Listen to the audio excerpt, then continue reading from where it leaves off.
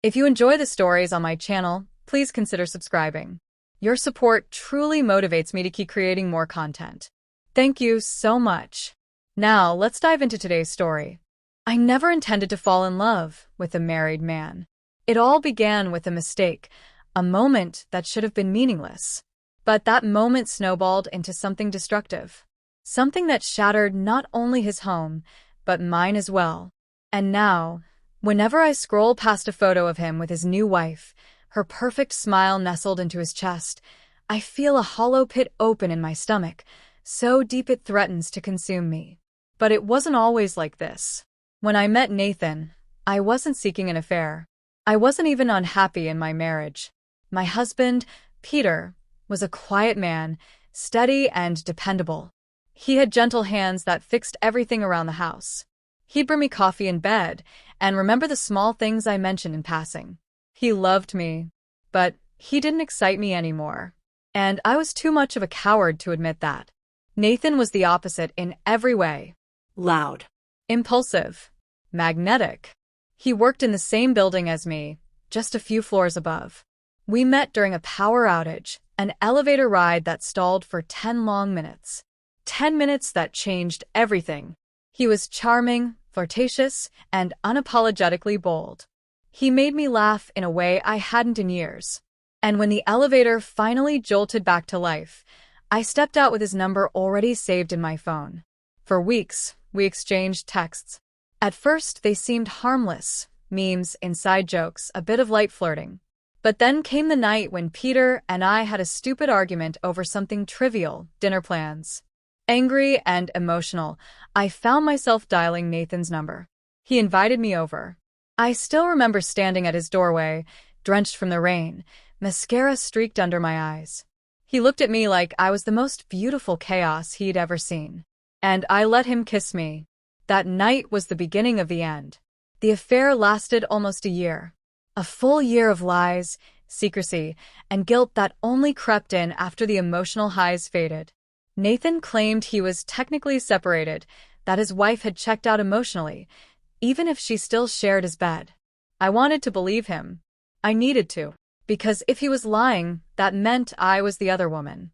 And I couldn't live with that. Eventually, Peter found out.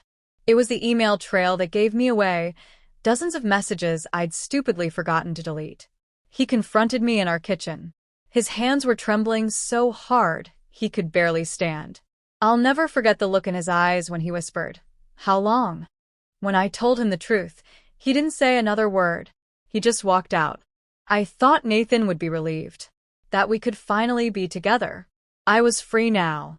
But he panicked. He ghosted me for 2 weeks. Then came the text, "I need time." I didn't expect it to go this far. I was furious.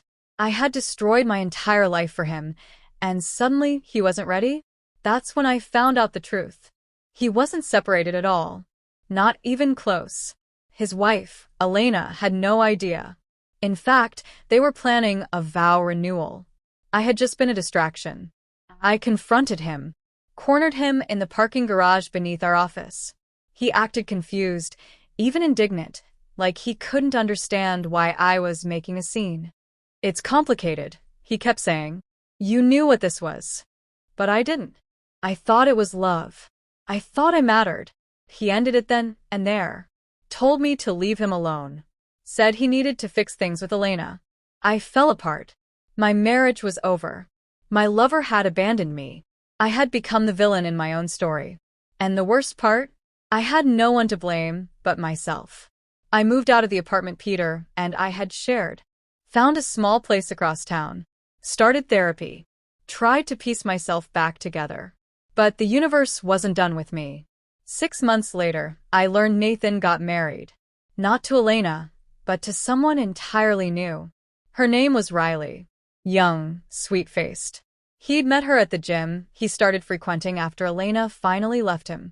I knew all this because I still checked his Instagram. Like clockwork. A form of self-torture I couldn't seem to quit. They had a beach wedding. Riley wore a simple lace gown, barefoot in the sand. She looked at Nathan like he was her whole world. And he looked back at her like she was his fresh start. That's what hurts the most. that he got to start over, while I still carry the wreckage of what we did. Peter never spoke to me again. I heard through a mutual friend that he moved out of state. Started working with his brother's construction company. He's dating someone new now. I hope she gives him the peace I stole.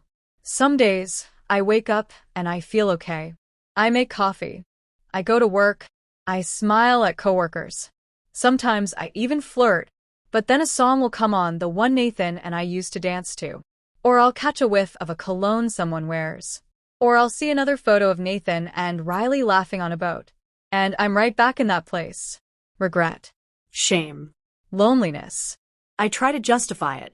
Tell myself I was unhappy. That Peter and I were drifting before Nathan ever showed up. But it's a lie. One I can't cling to for long. Because the truth is I made the choice. No one forced me into that elevator. No one made me text him. I did that. I burned down my life for a man who wouldn't even hold the matches with me. Sometimes I wonder if Nathan ever thinks about me. If he ever feels guilty. If Riley knows who he really is. Part of me hopes she never finds out, because no one deserves that kind of betrayal. Not even her. But another part of me hopes he gets what he gave. One day. I'm not proud of who I was. I'm not asking for sympathy. I swore this story would never be told. Too humiliating, too shameful. But maybe someone needs to hear it. Maybe another woman, standing on the edge of the same decision I made, needs to know what's on the other side. It's not romantic. It's not thrilling. It doesn't end in a fairy tale. It ends in silence. In questions that never get answered. In Instagram photos of a life you'll never be a part of, smiling back at you through a screen. I regret my affair every single day. But especially when I see his new,